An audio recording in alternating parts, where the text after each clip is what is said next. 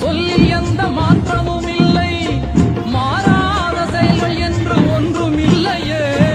மாற்றியத்தின் கொள்கை ஏற்கும் மாற்றம் காணுவோம்.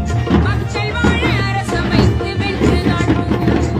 உழைப்பவரே ஒன்று சேருங்கள், நாம் இருக்கும் நிலையை எண்ணி பாருங்கள்.